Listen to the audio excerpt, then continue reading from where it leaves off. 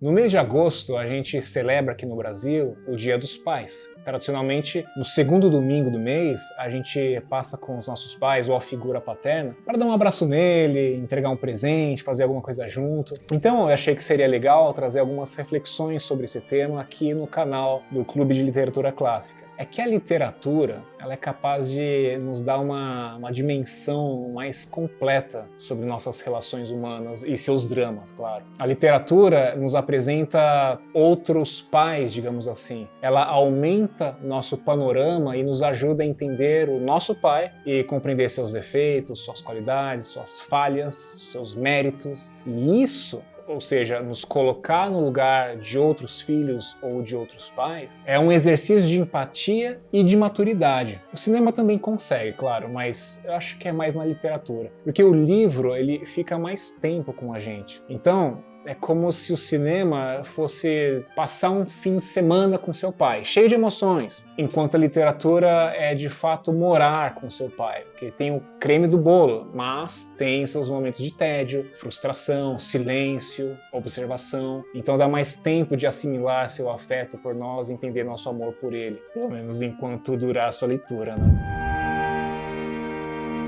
Bom, vamos começar agora a reflexão de fato. Se você cresceu com seu pai por perto, você consegue imaginar quem você seria hoje ou como a sua vida teria sido sem ele? O inverso também vale. Quem não teve essa figura presente, ou quem nunca viu ou não tem memória do pai, como será que as coisas teriam se desenhado se ele estivesse ao seu lado? Simbolicamente e a nível psíquico, o ser humano, em geral, ele tende a associar a figura paterna mais como aquele que sai de casa, e a figura materna como quem fica na casa. Simbolicamente, tá? Eu tô falando mais no sentido de arquétipo, não de caricaturas. Então, todas essas ausências, distâncias, demoras, elas costumam nas narrativas estarem mais associadas ao pai. Esse é só o ponto de partida, com perdão do trocadilho, do recorte que eu vou trazer hoje dentro desse tema, que é o recorte, a perspectiva da busca pelo pai na literatura. Essa busca pelo pai, na maioria das vezes, não parte de um lugar no sentido real, sabe? Não é sobre um pai que se perdeu e a gente tem que ir lá resgatar. É algo mais interno. Na literatura clássica, essa ausência aparece o tempo todo. A gente sempre se esbarra em personagens que não fazem ideia de quem é o pai ou de que perderam ele cedo demais. Quando esses personagens partem nessa jornada para encontrar sua figura paterna, eles percebem que não estão só atrás de um homem. Na verdade, eles estão buscando a resposta para duas perguntas muito básicas de nossa existência. Quem sou eu? O que eu não sou? Duas perguntas que são motores da narrativa humana. E a gente vê isso acontecendo, como por exemplo, na subtrama da Odisseia de Homero. Quando a gente pensa nessa obra, é claro que a imagem principal que vem na nossa cabeça é a viagem de Ulisses. São 10 anos tentando voltar para casa depois da Guerra de Troia. Mas há dentro dessa história um grande tema universal da busca do pai, que é a viagem de Telêmaco, o filho de Ulisses. Porque o Telêmaco ele ficou em Ítaca durante a guerra. Claro, ele não tinha nenhum ano quando o pai partiu para a guerra, né? Mas pior que crescer sem o pai é crescer em uma casa tomada por candidatos a padrasto. E pelo que a gente percebe na mãe dele, a Penélope, nenhum deles está à altura de Ulisses. Então você imagina crescer com diversos homens cobiçando sua mãe, abrindo a despensa da casa, pondo os pés no sofá, ocupando o lugar que não é deles. Puxado, né? Telêmaco precisou se tornar homem sem um pai de exemplo, sem um pai de guia. Então ele parte em viagem atrás de notícias de Ulisses. E essa busca, essa viagem, transforma ele de dentro para fora. Tanto é que quando ele sai, ele ainda é um cara perdido, sem referência, e quando volta ele já é capaz de olhar na cara dos pretendentes que ainda estavam circundando sua mãe. E aí, né, tem aquela cena do reencontro do pai com o filho. Quando finalmente Ulisses retorna, ele não se revela de imediato, ele se disfarça de mendigo, né? Graças à ajuda da deusa Atena, que modifica seu corpo. E ele faz isso meio que para conversar com o filho, testá-lo e, claro, confirmar se a casa dele manteve-se fiel como um todo, né? E a casa se manteve, e isso é o bacana. A fidelidade da casa e da família esteve à altura do homem que Ulisses representa. Inclusive, uma das servas até descobre quem é ele, mesmo disfarçado de mendigo. E Ulisses tem que convencê-la a manter segredo.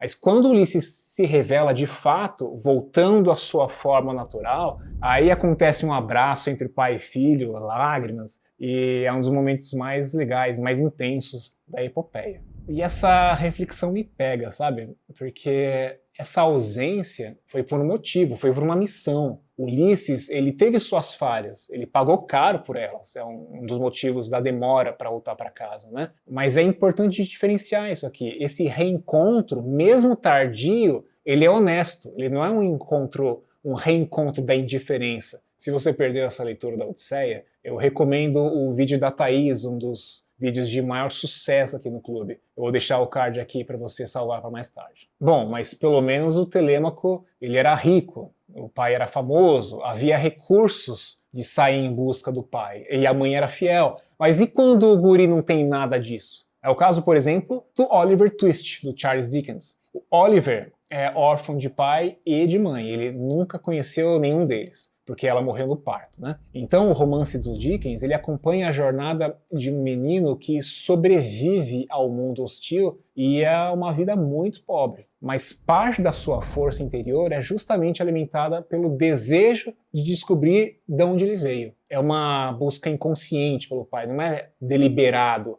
essa aventura para coletar informações. É mais uma história organizada em torno dessa ausência. Não ter nome, não ter família, não ter lugar no mundo. Essa busca é sobre dar sentido, preencher esse vazio. Algumas pessoas na história do Oliver até tentam preencher esse vazio. Tem uns mal intencionados, corrompidos, outros que são realmente bons, genuínos, interessados no Oliver. Mas a revelação da origem é que é o eixo que amarra o romance todo, né? Claro, a orfandade na obra do Dickens, ela simboliza as crianças não reivindicadas pela sociedade, é uma crítica social, né? Mas, por reflexo, ele fala também de uma questão existencial, que é, na ausência do pai, seja física ou simbólica, como é que a gente busca preencher esse vazio? Já parou para pensar nisso? De que se a relação com o nosso pai deixa um vazio, a gente vai buscar compensar ou preencher de outra forma? A figura de um mestre, um chefe, a figura de um líder, um político, uma causa. Pelo que eu observei na vida, geralmente há um vazio. É que nem sempre nossas expectativas e demandas são atendidas pelo pai. E aqui eu nem estou falando de maldade, de omissão ou, digamos, de inépcia do pai em fazer seu papel por completo. É que simplesmente as coisas são assim. E faz parte da busca pelo pai entender que os outros não vão preencher nossas necessidades. A busca pelo pai é um outro nome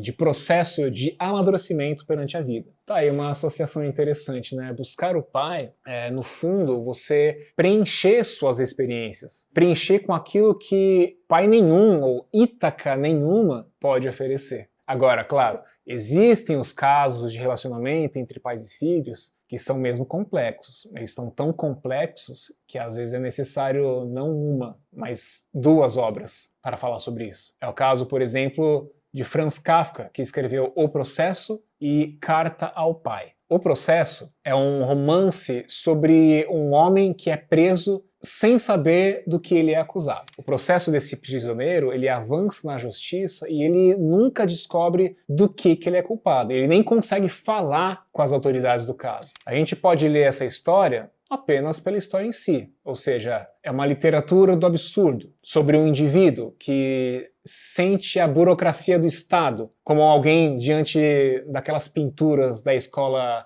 futurista das artes plásticas. São duras, chapadas, insensíveis, estéreis, ou como uma arquitetura feita de chapas de metal. Mas, quando você lê o processo à luz da carta ao pai, a coisa muda de figura. Existe uma carta que o Kafka escreveu para o pai dele e ele nunca teve coragem de entregar, que é a famosa carta ao pai. Chama assim mesmo. E lá tem umas 50 páginas, mais ou menos. É uma carta, veja bem. E nessa carta, o Kafka, ele descreve o pai dele como um homem de presença, bem-sucedido, mas principalmente com autoridade. É uma autoridade tão onipotente que o Kafka era incapaz de desobedecer. O Kafka foi um filho que, na presença do pai, sempre se sentia culpado de alguma coisa. Ele nunca sabia o que ele tinha feito de errado, mas sabia que ele tinha feito alguma coisa. O Joseph K., é o personagem do Processo, ele vive isso com a burocracia do Estado. É a lei que o processa, é uma autoridade que não se explica, não se questiona e sequer se alcança. E no universo de O Processo, os tribunais, eles ficam em sótãos, eles ficam atrás de portas obscuras, os juízes nunca aparecem, então a culpa é presumida, mas nunca nomeada. Kafka transformou essa relação com o próprio pai, essa incompreensão do filho para com o pai, em uma das obras mais angustiantes da literatura moderna, que é O Processo. E olha só que interessante, tem um conceito na psicanálise chamada superego. Não sou especialista nisso, tá? Mas como eu tive que estudar na faculdade, eu posso dizer que é mais ou menos isso aqui. Superego é a parte moral da nossa personalidade. É uma parte da mente que rege nossas regras implícitas, como as regras sociais. E essa parte da mente é a parte autocontroladora. E adivinha como ela se forma? Pela introjeção dos pais na nossa psique e também pelo complexo de Édipo. Pensa o quanto que essa ausência ou uma presença muito forte do pai influencia nas nossas decisões de vida. E se há uma ausência, o que vai movimentar nossa própria busca pelo pai? Eu acho esse tema muito legal, acho que daria um belo vídeo, né? Especialmente se a gente comentar algumas das peças em que o Édipo aparece nas tragédias gregas. Se você ficou curioso, comenta aqui embaixo. A literatura clássica está cheia de maus exemplos de paternidade. Alguns dos personagens mais devastadores da ficção são pais que, como se diz por aí, falharam miseravelmente. Ou por excesso, ou por omissão, ou por covardia, por crueldade. E ao mesmo tempo, a gente aprende que esses pais raramente são apenas vilões. Quase sempre, esses pais foram filhos que passaram adiante o que eles receberam. E isso tem muito a ver com o que acabamos de falar, que é o superego, a moral, etc.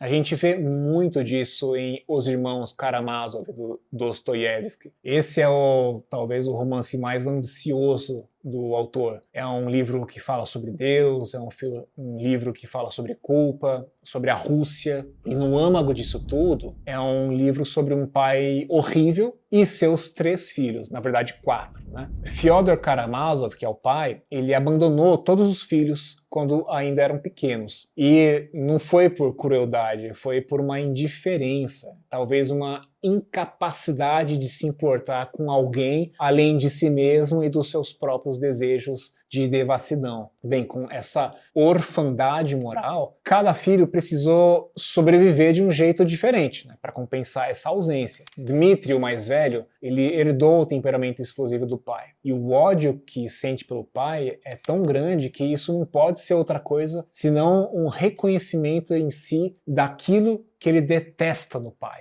O Ivan, que é um intelectual, ele construiu todo um sistema filosófico para justificar um mundo sem Deus, algo que no fundo é um mundo sem pai. E o Alyosha, o mais novo, quase numa direção contrária, ele busca compensar a carência da figura paterna em um monge, que é o Zósima. E tem ainda o Smerdyakov, que é o filho bastardo. Ou seja, o Dmitri busca o pai sendo o pai. O Ivan busca o pai negando o pai. E o Alyosha busca o pai em um mestre, em um mentor. Então, quando o Fyodor é assassinado, fica a pergunta no romance: qual desses seria capaz de matá-lo? Qual deles queria mais matar o pai? Ou, trazendo para a reflexão desse vídeo, qual deles nessa busca precisa apagar a existência do pai? Qual deles puxou do Fyodor o senso moral de indiferença, em uma indiferença tão grande que até com quem é do seu próprio sangue ele é indiferente? Qual deles? E a resposta de Dostoiévski se tornou um dos livros mais importantes da história da literatura. Percebe por que a literatura nos dá dimensões que ajudam na compreensão de muito mais coisas? Se você acompanha o canal, sabe que o Clube de Literatura Clássica já cobriu bastante conteúdo das obras russas. Então eu vou deixar aqui o card com um vídeo sobre por onde começar a ler Dostoiévski. E também um outro card que é sobre um capítulo específico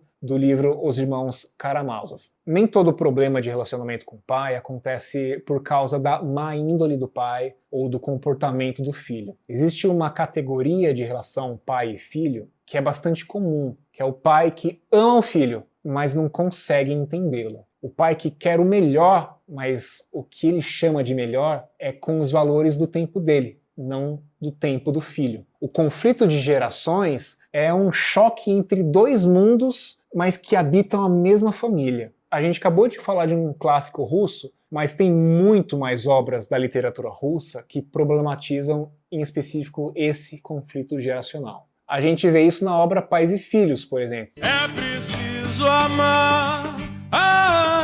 Mas calma, guarda esse violão aí, que eu não tô falando da música do Legião Urbana, tá? A piada aqui, falando em geração, só quem é da minha geração vai entender. Pais e Filhos, do Turgenev, ele é considerado um romance que melhor capturou o conflito geracional do século XIX na Rússia. Na obra, Arkady é o filho do Nikolai. Quando Arkady volta da universidade, ele traz o amigo Bazarov para passar umas férias com ele ali na propriedade rural, tal. O Bazarov é um tipo nihilista, ele rejeita todo tipo de autoridade, todo tipo de tradição, rejeita até as artes, os sentimentos. E o pai, o Nikolai, ele é um homem generoso, gentil, que tenta acompanhar as ideias dos jovens. Ele até consegue, mas geralmente ele só tolera até certo ponto. O conflito central não é entre um pai autoritário e um filho rebelde. É entre um pai que cede, ele tenta se adaptar, ele não se impõe. E é um conflito entre ele e um jovem que sente que precisa destruir o que esse velho construiu. E esse dilema está na figura do Arkady, o filho, porque ele é educado pelo pai, mas ele é reeducado pelas influências da faculdade, as ideias do mundo lá fora, representadas aqui pelo amigo Bazarov. E o amigo niilista, não é que ele odeia o pai do amigo dele, ele é totalmente indiferente. Ele realmente acredita que o mundo do velho ficou obsoleto. Para o Nikolai, seria mais fácil suportar o ódio do filho do que ser desprezado. E o filho dele está justamente sob a influência desse cara. Veja, os dois lados, eles têm razão em certos pontos. Aqui nós não estamos falando de certo, de errado, mas parece que em certos aspectos existe um abismo entre as gerações. Um abismo que pode até se parecer intransponível, mesmo com a boa vontade das duas partes. Fala pra mim, é ou não é uma questão que ainda repercute na nossa sociedade hoje em dia? E ainda na Rússia, sobre esse tema, a gente tem o livro Guerra e Paz, do Tolstói, que é outro marco da literatura mundial. É uma obra colossal, tem mais de 1.500 páginas, que são 2 volumes, né? E claro, é uma história que, por causa desse tamanho, ela tem muitas histórias acontecendo dentro. Essa obra do Tolstói, ela não fala diretamente do conflito geracional entre pais e filhos, nem exatamente sobre a busca pelo pai, mas tem uma parte que ela serve bastante nessa nossa reflexão de hoje. Bem, as histórias elas se passam durante as guerras napoleônicas, né, da perspectiva das famílias russas no começo do século XIX. O príncipe Nikolai é um homem com uma inteligência excepcional e ele é muito disciplinado, é um militar, né? E como muitos personagens do panteão dos militares e dos muito inteligentes, o Nikolai é incapaz de demonstrar afeto. Ele ama o filho, sim, a gente não duvida disso. Mas é um amor que se expressa com cobrança, com crítica, com insatisfação com as coisas que o filho faz. E também não é nada raro de encontrar ainda hoje, mesmo no Brasil, que é um país mais caloroso e afetivo, digamos, esse tipo de pai. E essa incomunicabilidade do amor faz com que o Andrei, o filho dele, passe a vida toda tentando se provar para o pai. Aqui, a busca pelo pai seria de preenchimento do vazio do afeto que o pai deixa. Ele vai para a guerra para conseguir esse afeto. Porque, no fundo, a glória que o Andrei buscava era o reconhecimento paterno. E um dia, o pai dele morre. E é aí que o Andrei percebe que aquilo que eles precisavam dizer um ao outro não dá mais tempo. Agora já é tarde. Agora não dá mais para ir buscar o pai nesse sentido. As palavras que não foram ditas não têm outra chance. Nossa, essa figura do Nikolai como um pai que ama, mas que é incapaz de expressar esse amor, representa muito bem, né? Eu conheço, você provavelmente também conhece, alguém cujo pai é desse jeito, mas não é maldade, às vezes é o jeito brutão mesmo. E às vezes simplesmente não dá para ter essa aproximação, não é da natureza dele. É o que eu falei lá atrás. Talvez não esteja dentro da capacidade do pai responder à necessidade do filho. E esse filho só vai ser capaz de dizer que está tudo bem quando ele mesmo compreender o seu pai. Essa busca do pai é uma busca de si mesmo. Quem é ele? O que eu tenho dele?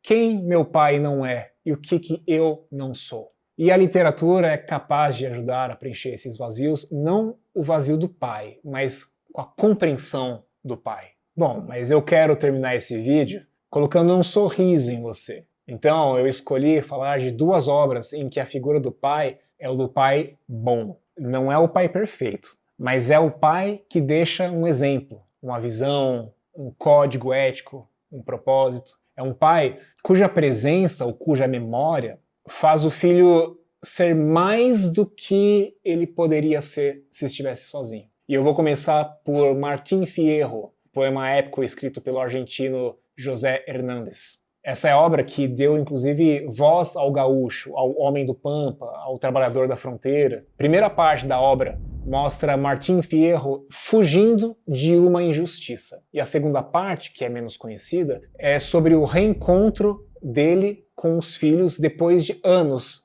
de separação. Martín Fierro, ele não é um pai que esteve ausente por má índole. Ao contrário, ele foi perseguido, ele foi exilado, ele sofreu as fatalidades da vida. Então, quando ele reencontra os filhos, o que ele oferece? Desculpas, sabedoria. Os conselhos que ele dá aos filhos, chamados no poema de conselhos, são uma síntese do que ele aprendeu com uma vida muito dura. Ele ensina como tratar o próximo. Ele ensina como não se deixar dobrar pelas injustiças, porque elas vão acontecer.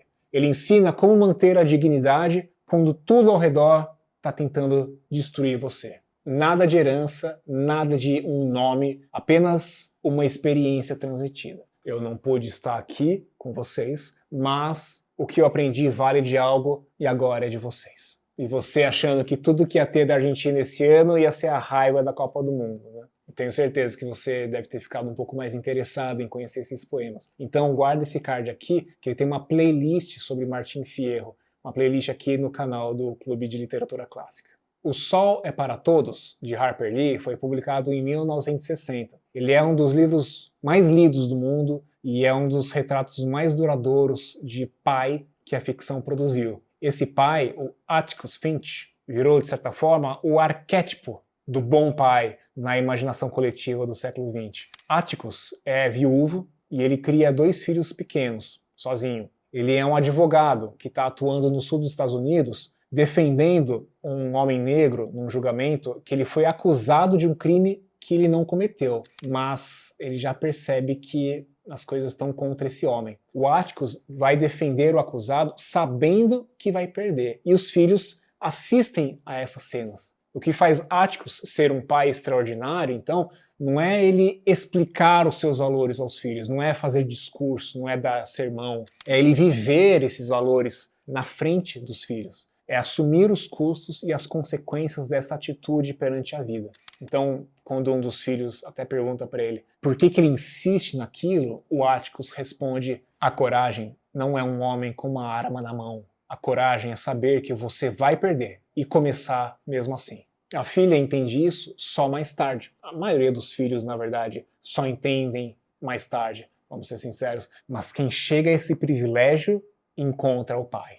O que essas obras têm em comum não é a figura do pai somente, é a figura do filho que olha para o pai e precisa tomar uma ação. Então, quando a gente fala de buscar o pai na literatura, não tem a ver com glorificar a figura dos pais, mas também não é condená-los. A literatura usa a figura paterna para falar do que nós herdamos, do que nós escolhemos carregar ou do que nós escolhemos descartar para nos tornar quem somos. Todo filho, em algum momento, ele precisa decidir o que fazer com o pai que teve. Vou ficar com um exemplo? Vou rejeitar a herança? Vou carregar esse peso?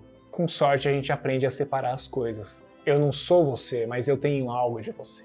Isso aqui eu vou guardar, isso aqui eu vou cortar. E para finalizar, vale a pena dizer que é bom ter uma chave de leitura que seja mais simbólica. O pai que vai para longe nem sempre é o pai que foi para a guerra, ou que foi trabalhar em outro país, ou que decidiu abandonar a casa. Às vezes esse pai, ele está em casa, mas o longe se refere a estar ausente de si mesmo. O filho busca o pai porque ele está, mas não está, percebe? Porque pais não são infalíveis. Então, ao buscar reencontrar o pai nas suas próximas leituras, tenta ler esse reencontro também com a perspectiva de um pai que retorna a si mesmo e a seu lugar.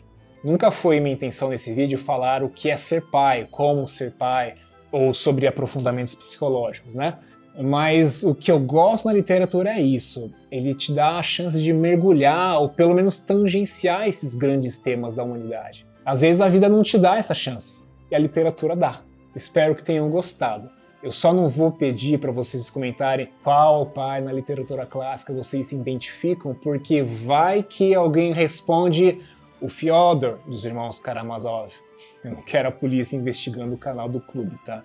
Brincadeira, gente. Vocês podem comentar o que vocês quiserem. E se teve algum personagem que você sentiu falta, ou se alguma dessas reflexões ajudou a você a encarar a literatura como meio de busca, deixa aqui que a gente vai querer saber, a gente gosta de saber se o vídeo está chegando não só às pessoas, mas ao coração delas. E a gente se vê no próximo vídeo.